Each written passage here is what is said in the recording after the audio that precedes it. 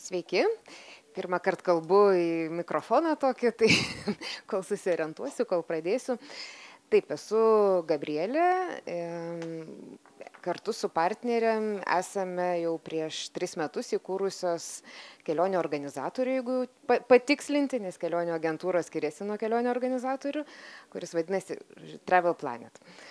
Tai mano pristatymo tema, taip sugalvojau, kad verslas kaip kelionė, tai tiesiog pasakosiu ne tik apie mūsų verslo patirtį, bet ir pateiksiu kažkokius pavyzdžius iš kelionių. Tik tai žiūriu, dabar jau nėra kam viskas užsidarė. Tai gal aš, kol sutvarkys techninius dalykus, šiek tiek apie save, kas aš tokia, iš kur atėjau.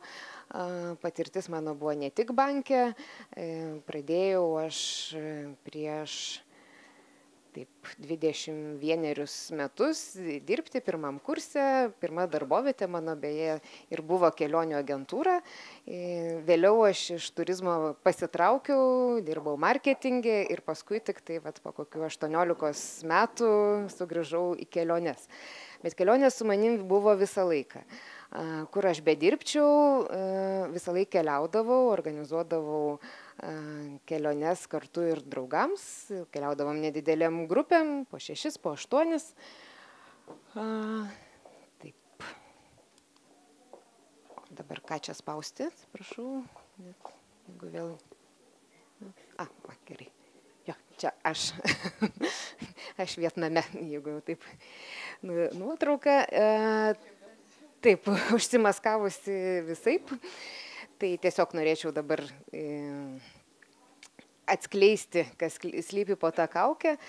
Tai kelionės buvo visada, vėliau atsirado vaikai. Buvo 4 metų pertrauka, nes turėjau 2 mergaitės, beveik pametinukės. Grįžau į banką, kur prieš tai dirbau 3 metus ir ta patirtis tiek motinystės metu, tiek su kelionėm ir kai dar draugai sakydavo, kad tau reikėtų iš to daryti verslą. Aš jau iš pradžių juos nuramindavau, kad iš to verslo padaryti negalima, bet vis dėlto grįžus į banką ir supratus, kad dirbti taip pat, kaip kad anksčiau nebegaliu. Na ir taip, ne į tą pusę. Taip jau likimas suvedė, kad mes esame 3 partnerės ir tikrai drąsiai galiu pasakyti, kad Travel Planet tikrai nebūtų įsikūręs, jeigu mes nebūtume 3. Dabar, kai užvelgiu atgal į tuos 3 metus, kuriuos praėjome kartu, tai svarbu ne tik komanda, mes visos esam 3 akcininkės, bet visos ir dirbam kartu. Jeigu savo versle turėsite akcininkų, kurie tik tai investuotojai ir tikisi gražos, galbūt su tokiais žmonėm šiek tiek sunkiau, nes kai yra sunkesnė situacija, nėra su kuo pasitarti, kai yra džiaugsmas, galbūt irgi norisi pasidalinti. Tai vienas iš dalykų, ką mes padarėme galbūt priešingai negu kad rekomenduoja, mes akcijas pasidalinome po lygiai į 3 dalis. Ir tikrai man ir draugai pažįstami komentuodavo, kad taip negalima, vis tiek kažkuri turėtų turėti didesnėje dalį, nes maža ką, jeigu iškils kažkokie konfliktai, problemos, kaip tada spręsite. Iki šiol mes pasiteisinom šitą sprendimas, mes jaučiamės visos lygiavertės. Ir tai, ką padarėme, tik tai tiek, kad prieš steigdamos įmonę pasirašėme tokį tarpusavio susitarimą, ką darysim sėkmės atveju, ką darysim nesėkmės atveju. Kada jau nuspręsim, kad reikia išeiti ir kaip dalinsimės, kai bus sėkmė. Tai dabar norėčiau tiesiog iliustruodama savo kelionių istorijomis šiek tiek apie tą mūsų visą verslo eigą. Čia aš esu Indonezijoje, Borneo saloje, ten, kur daktarė Birutė Galdikas 70-ųjų metų 7-mečio pradžioje atvykusi į džiunglės, pradėjo tyrinėti orangutanus. Ir tai yra stovykla, jos įkurta. Aš jau ten lankiausi bent porą kartų ir šiais metais vėl vykstu. Ir Birutė Galdikas, tyrinėdama orangutanus, pastebėjo, kad jie labai imliai mokosi ne tik iš žmonių, su kuriais tenka bendrauti, nes jie globojo orangutanus, bet ir iš kitų beždžionių. Jeigu anksčiau orangutanai iš medžio į medį perlipdavo tik įsiūbuodami medį arba lianomis, tai nusižiūrėję iš gibonų jie pradėjo šokinėti. Tai ko anksčiau nedarė. Taigi, kasgi ta patirtis, kurią atsinešė mes kiekviena į verslą ir ką galbūt kiekviena iš jūsų gali surasti. Tai pirmiausia, žinoma, kelionių patirtis, asmeninė kelionių patirtis. Taip pat patirtis, aš pati, kadangi marketingė dirbau, kolegė Žydrė PR, ryšiuose su visuomenė, Lina pardavimuose. Tai mūsų tiesiog tos skirtingos šiek tiek sritis viena kitą papildė. Žinoma, trūko šiek tiek didesnio galbūt žinių bagažo finansų srityje, nors kažkada savo karjeros tarpsnyje esu buvusi netgi vyr finansininkė 3 mėnesius mažos įmonės. Tai patirtis, kurią atsineši, niekad nežinai, kokia jinai, kada tau pravers, taip kad su bet kokia galima ateiti. Čia istorija, kaip Etiopijos pietuose juodaodžių gentis, skirtingos, kiekviena iš jų skirtingai išsipuošia, skirtingai išsidažo ir čia vienos karo genties, tai čia ne karo kaip karas, bet tiesiog jie karo, galbūt taip reikėtų sukirčiuoti, kad atskirt. Jie patys išsidažo įvairiais taškiukais, linijomis, nu ir mes nusprendėme pasipuošti.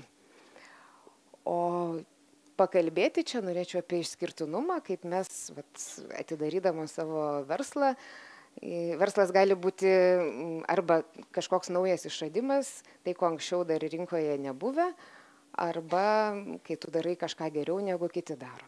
Tai aišku, mes naujų keliavimo būdų tikrai neišradome, nors aš pasvajoju apie teleportaciją, nes labai daug būtų išvengta, tarkim, avialinijų bankrotų, streikų ir panašiai, ir keliautojams būtų patogiau iš vienos vietos iš karto atsirasti kitoj. Na, bet kol to nėra, tai tenka daryti kažką kitaip, kad klientai rinktųsi būtent tave. Tai mes išskirtinumą savo suformulavom taip, trumpai neišėjo, gavosi ilgai, kad mes iš tikrųjų siūlome keliauti taip, kaip pačios keliaudavome. Kadangi tos patirties buvo nemažai, tarkim, Žydrė, jinai pati 1,5 metų keliavo, metusi darbą, keliavo po Pietų Ameriką. Tai jinai specializavosi pas mus Lotynų Amerikos šalyse. Tai mes kviečiam keliauti taip, kaip pačios mėgstame. Tai reiškia, kad aplankyti ne tik tas vietas, kurios yra visuotinai žinomos, bet ir šiek tiek daugiau, patirti kažko daugiau. Tarkim, tai gali būti, nežinau, nakvynė vienuolyne kur nors Birmoje arba Indijoje, Delyje, nežiūrėti tiesiog monumentus, bet nuvykti į vietinę skalbyklą, kur visa ta patalynė, kuriuose viešbučiuose miegate, jinai iš tikrųjų skalbiama rankomis, ten padžiaustama ir keliautojams tos tokios patirtis kasdienės yra žymiai įdomesnės negu tiesiog pažiūrėti gražų paminklą ir mūsų keliautojai tą vertina. Dar išskirtinumas, kad mūsų keliautojų grupės yra nedidelės, maksimum 12 žmonių. Ir esam savo tvirtą pažadą pasakę, kad aišku, galbūt finansiškai labiau apsimokėtų, ypač jeigu kelionė populiari, kad priimti daugiau žmonių, bet pasakėm tiek savo, tiek klientam, kad daugiau neimsime, nes tai yra tas kiekis žmonių, kur tu gali žymiai jaukiau bendrauti, visi vieni kitus pažįsta, galų gale kelionių vadovas gali skirti daugiau dėmesio kiekvienam asmeniškai. Na ir Travel Planet, mūsų komanda, čia dar trūksta vienos merginos neseniai prisijungusios. Reklamuojamės mes gana nedaug, bet per tuos beveik 3 metus spėjom įgyti gana didelę lojalių klientų bazę. Nemažai iš jų atrado mus skaitydami knygas. Tai ta knyga apie Pietų Ameriką yra Žydronės parašyta. Išskirtinės kelionės po Kiniją, Tibetą, Mianmarą ir Nepalą yra mūsų kolegės Ievos. Ir rugsėjo mėnesį turėtų ir mano knyga išeiti apie Aziją. Tai juokėmės iš savęs, kad esame rašytojų agentūra ir rašytojų kelionių organizatorius. Ir dar siekiam tiesiog su klientais kuo paprasčiau, kuo nuoširdžiau bendrauti. Juokėmės, kad jeigu jie ateina jau pas mus ant sofutės, tai kaip pas kokį psichologą viską išsipasakoja ir tada pasirenka mus. Tai iš tikrųjų, kadangi mūsų versle gana daug visų sandorių įvyksta netgi galbūt nematant tų žmonių, telefonu, internetu, pasimatyti tikrai ne su visais pasiseka, bet tie, kurie jau ateina iki mūsų, tai tas pardavimo procesas žymiai paprastesnis. Tai patarimas toksai tas asmeniškas bendravimas. Nuotrauka, kurioje lik ir nieko, jokios istorijos už jos nėra, tiesiog maitinu Šri Lankoje dramblį, bet tai gal labai gerai iliustruoja žodį investicijos, kur tu kiši, ten kiek turistų praeina per dieną ir jie vis maitina ir ten tas dramblys vis nepavalgęs. Tai taip ir su investicijom. Kai mes pradėjome savo verslą, pradėjome, sakykime, su minimaliom investicijom. Didžiausią dalį sudarė draudimas, kurį kiekvienas kelionių organizatorius turi įsigyti, tam, kad tuo atveju baisiuoju, jeigu jisai bankrutuos, tai tada draudimo bendrovė atlygins klientam už neįvykusią kelionę. Na ir ką, pasiėmėm kiekvieną po kompiuterį savo nuosavą, išsinuomavom ofisą ir pradėjom. Tai kadangi šiek tiek buvo prieš tai patirties su kelionėm, keliautojais, tai nepradėjom taip visiškai lygiam lauke, šiokio tokio įdirbio buvo, bet dabar, kai vertinu, ar tų investicijų tikrai pakako, tai pradžiai pakako, bet dabar jau praėjus 3 metam pradedi galvoti, kad reikia iš tikrųjų pradžioje apgalvoti visas įmanomas rizikas. Gerai, kad mums nieko blogo nesitiko, bet jeigu būtų kažkas, tai paskui aš pakalbėsiu apie tas rizikas. Jeigu kažkas būtų atsitikę, tai pagalvės saugios iš tikrųjų neturėjome. Taip, tai dabar metas pakalbėti apie planus, kaip planuoja. Šitą nuotrauką yra daryta kovo 25 dieną Maroke. Jeigu galite įsivaizduoti, pavasaris Maroke. Prisnigo tiek, kad patys marokiečiai net ir žiemomis tiek nelabai galėdavo prisiminti, kad tai būtų. Kad pas juos kalnuose sninga normalu, bet kad tiek niekas neprisimena. Ir mes su grupe 12 žmonių mikroautobusiuke praleidome 16 valandų. Tiesiog buvo 5 km kamštis perėjose, perėję nebeįmanoma išvalyti, tiek mašinų prisigrūdė. Ir ką, aišku, buvo nuotykis, gerai, kad nesušalome, nes laukia minusas, bet grupė susicementavo neblogai. Bet apie tai, kad planuotų gali vienaip, o aišku, likimas, Dievas ar gamta juokiasi iš tavęs. Tai pradėdama savo veiklą planavom taip trumpais etapais, kas bus pirmais mėnesiais, kokias keliones organizuosime, kiek investuosime į reklamą, bet tokio ilgalaikio plano galbūt neturėjome. kaip nebūtų keista, viską, ką suplanavome, viskas išsipildė. Tai gal ne taip blogai, aišku, planavome, bet dabar jau iš patirties žiūrint, tai reikėjo galbūt kitaip. Na ir čia valgau Vietname, ragauju naują maistą. Beje, Vietnamas iš tų šalių, kur žmonės grįžta ir pagrindinis jų įspūdis, kad ten buvo be galo skanu. Tai apie tas naujoves ir ką nuolat turi daryti, nuolat turi galvoti, kad o ką naujo. Galbūt jau tavo klientai jau yra iškeliavę viską, ką tu siūlai, tu turi jiems pasiūlyti kažką naujo. Gali pasiūlyti kitokius kelionių tipus, gali pasiūlyti jogos kelionę, gali pasiūlyti kelionę su specialistu, kuris, nežinau, Kinijoje žmonėm įkvėps didžiulę meilę vietiniai arbatai, apie kurią mes čia Lietuvoje gana mažai žinome. Tai tų naujovių reikia nuolat. Nuotrauka taip pat iš Maroko, iš Marakešo aikštės. Keliavome su drauge, kliente, kuri be galo bijo gyvačių ir roplių. Jinai tą aikštę apėjo pakraščiais, kol mes ėjome į centrą ir žiūrėjome gyvačių kerėtojus. Aš gyvačių irgi, aišku, nei aš jas myliu, nei man, prisimenu, prieš kokius 8 metus irgi nedrįsdavau rankas paimti, o čia, tiesiog, netgi norint įrodyti, kad aš jų nebijau, teko nusifotografuoti. Taigi, kalbant apie baimės, ko labiausiai bijojame, kai pradėjome.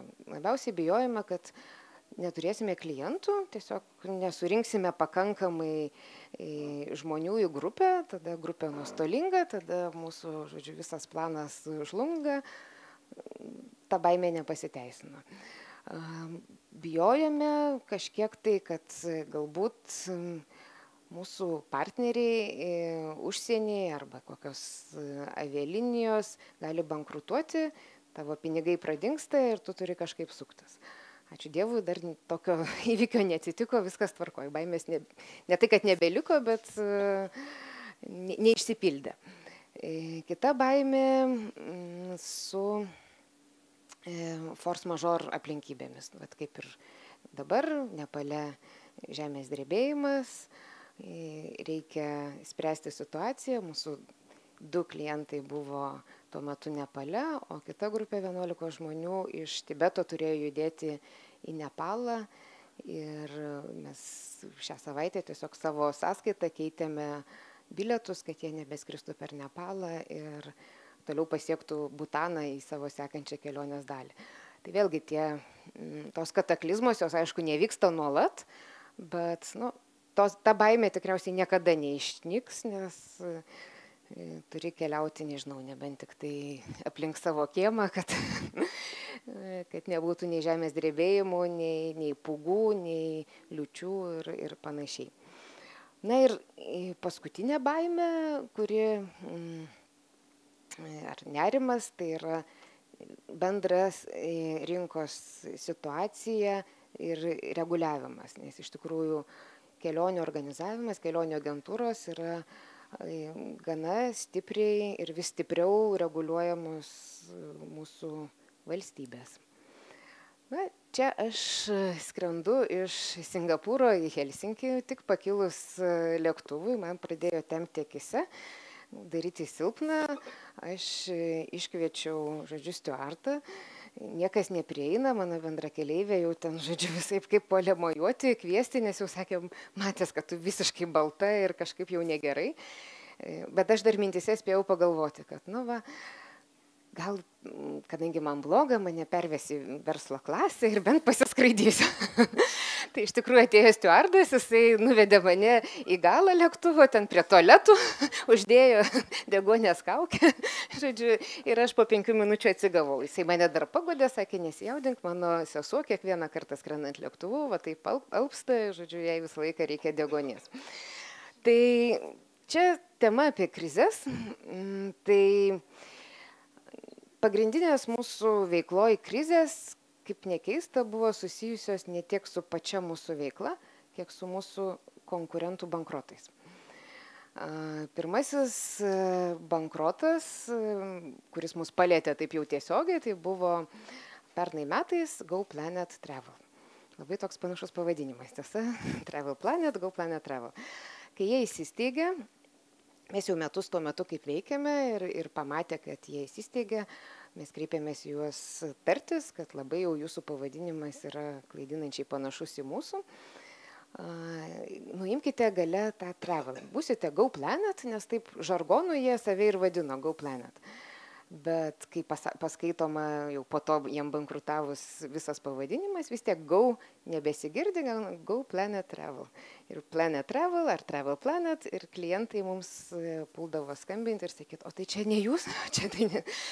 Tai aišku, mes pasakodavom, kad čia ne mes, kad rizika jų buvo smarkiai didesnė, vien dėl to, kad jie kėlė čarterius ir turėjo pripildyti pilnus lėktuvus, konkurencija didelė.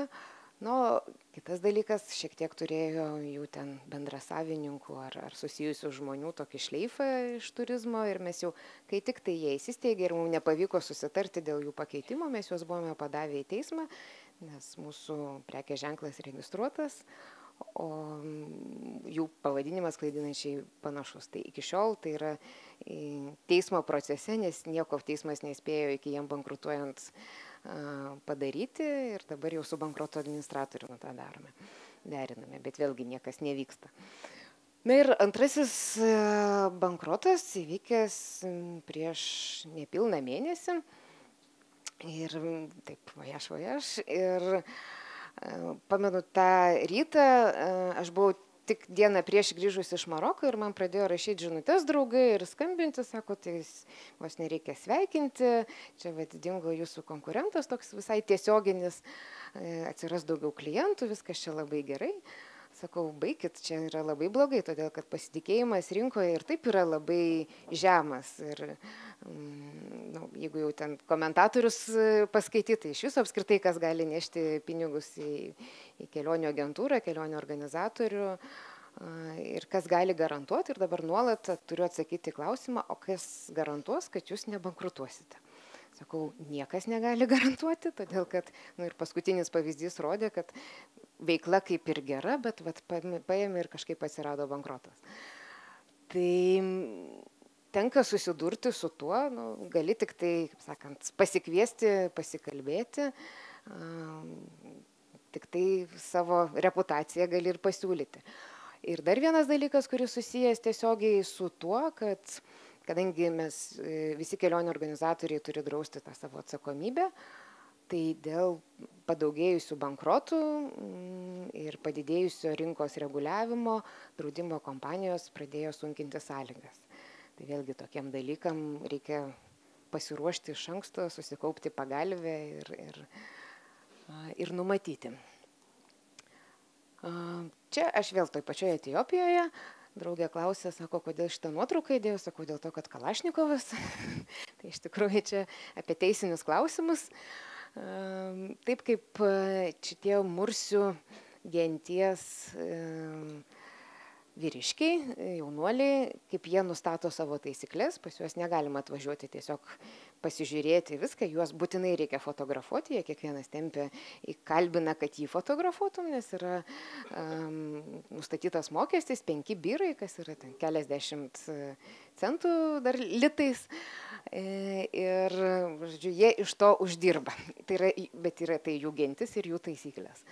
Tai kalbant apie teisinius klausimus, taip reikia prekės ženklo registracija pirmoji vietoje, nes tai mes tikrai po to nebūtume galėjusios pasakyti, kad pas mus registruota, jų klaidinančiai panašu, į teismą nebūtume galėję paduoti, tai apie šitą dalyką labai svarbu pagalvoti. Na ir tai, ką, aišku, ne kiekviena rinka yra tiek reguliuojama, kiek turizmo, bet visą laiką gali išlysti kažkokie netikėti įstatymai, tai reikia tuo aktyviai domėtis, jei įmanoma, nežinau, jeigu, tarkim, kaip turizmo asociacija yra, tai dalyvauti jos veikloj, galbūt bandyti įtakoti priimamus įstatymus, nes tai tiesiog atsilieps tiesiai veiklai. Šitas vienuolis Birmoje priėjo prie manęs ir paprašė nusifotografuoti. Tai tema apie darbuotojus, kurie pas mus iš tikrųjų ateina ir pasiprašo dirbti. Nežinau, ar dėl to, kad kelionių verslas yra toksai labai žavus, bet visus darbuotojus, kuriuos priėmėme, jie visi atėjo pasisiūlyti. Mes niekada taip neieškojome. Vieną kartą tai ieškojome administratorės, bet finale paskui irgi priėmėme, dabar pas mus dirba Valda, kuri prieš 2 metus pas mus buvo atėjusi į praktiką, bet savanorišką praktiką, ne tą, kur universitetas reikalauja, bet savanorišką.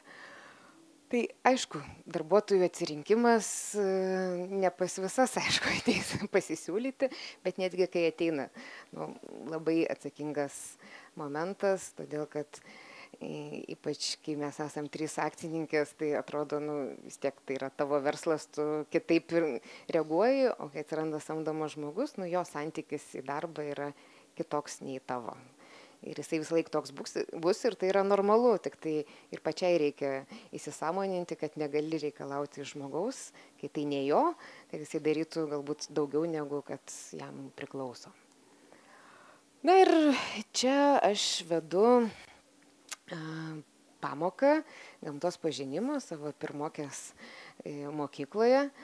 Po tos pamokos jinai tokia susižavėjusi, visa klasė irgi ten, kadangi pasakoju apie įvairiausius gyvūnus, rodžiau nuotraukas ten kartu su jais, vaikam padarė įspūdį, bet baigiant pamoką aš vaikams sakau, vat jums atrodo viskas taip gražu, bet iš tikrųjų žinokite, kad kai aš išvažiuoju, tai Adelė yra liūdna. Tai aišku, šeima kažkiek kenčia, tiek nuo kelionių, tiek nuo to, kad jeigu reikia, tai dirbi, bet ką, belieka atsiprašyti ir daryti toliau taip pat. Na ir, nežinau, tiesiog pabaigti, nežinau, dar paskui klausimai, atsakymai, bet pabaigti norėčiau tokia iliustracija, kuri tinkama tiek kelionėm, tiek verslui, kad laivams saugiausia uoste, bet ne tam jie sukurti. Tai ačiū, gal turit kažkokių tai klausimų? Kelionių verslo, kaip suprantu, ne viena neplanuojate.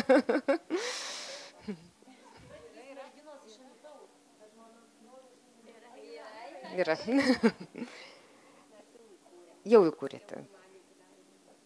Sveikinu. Supratau. Ir klausimų, tai gal paskui galėsite prieiti, paklausti, jeigu kažką taip. Ai, taip supratau. Supratau. Taip. Klausimas buvo, per kiek laiko verslas atsipirko, tai jisai dabar priėjome prie to, kad jisai jau dabar, jo realiai 3 metai įdirbio, kad jau kažkoks pelnas. Ta prasme, mes pelną gavom, bet jau taip. Taip.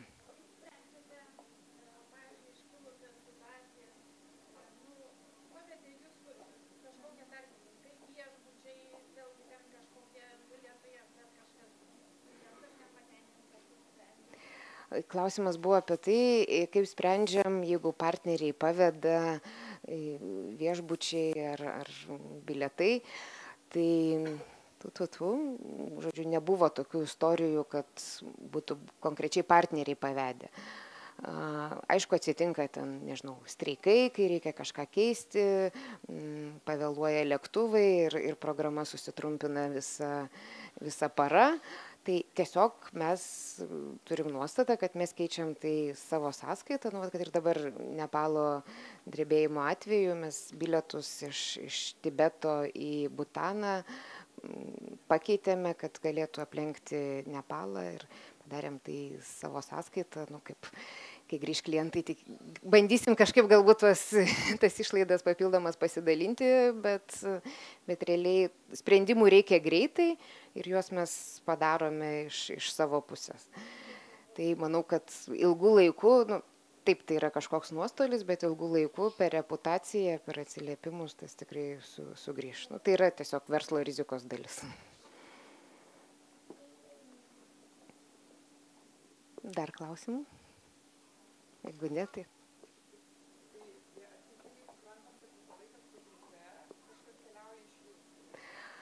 Klausimas buvo, ar visą laiką su grupe keliauja kažkas iš mūsų. Tai mūsų kolektyvas, aišku, būtų per mažas dabar aptarnauti visas tas grupės, kurias mes organizuojame. Tai arba, pavyzdžiui, kolegė Lina, jinai apskritai su grupėmis nekeliauja. Keliauju aš, Žydrė ir Ieva, Tomas. Tai, bet taip pat turime kitus kelionių vadovus, kurie yra laisvai samdomi ir kuriuos mes samdom konkrečiai kelioniai palydėti, arba būna kartais, kad tiesiog organizuojame kelionę be lydinčio lietuvio vadovo su vietiniais gidais. Tiesiog tai priklauso jau nuo žmonių patyrimo keliauti, kartais jiems nereikia nei vertėjų, užtenka vietinių gidų ir tiek. Tai mes keliaujam, bet turim ir daugiau pajėgumų. Apie 4-5 kažkur tai dabar, nežinau, padauginau, jaučiu metą.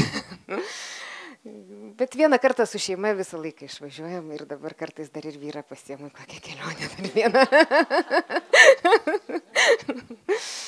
Tai, ta prasme, vienas su vaikais, vienas su vyru. Taip. Ar galite išskirti maždaug, kas jūsų pagrindinė klientų ta grupė? Klausimas, kas mūsų klientų pagrindinė grupė?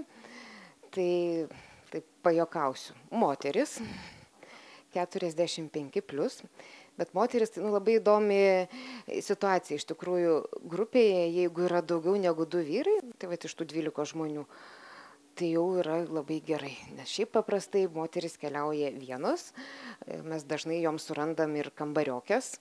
Tai pas mus Facebooko sienoje yra nuolat ieškom kambariokės į tą kelionę į tą.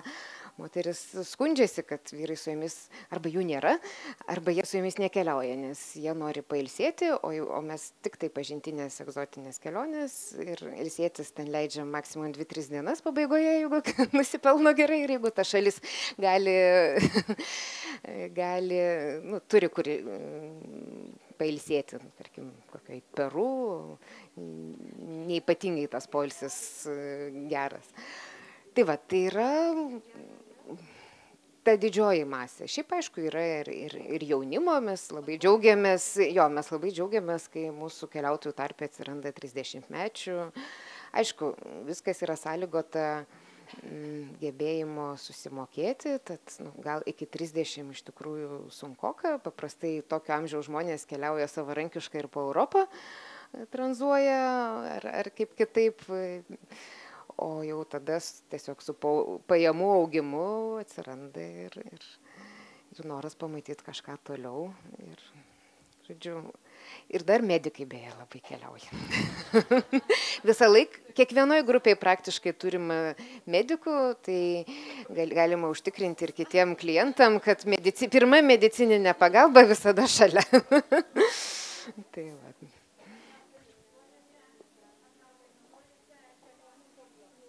Ne, mes po Lietuvą mes neorganizuojame kelionių, mes darome tik tai keliones Aziją, Afriką, Latino Ameriką, netgi Europos nedarome.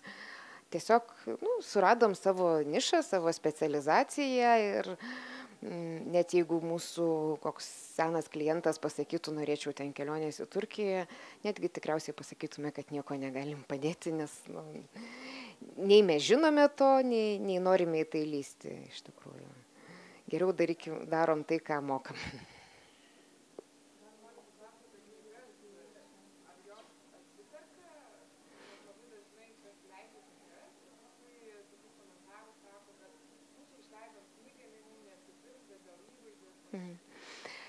Klausimas buvo, ar knygos mums atsiperka.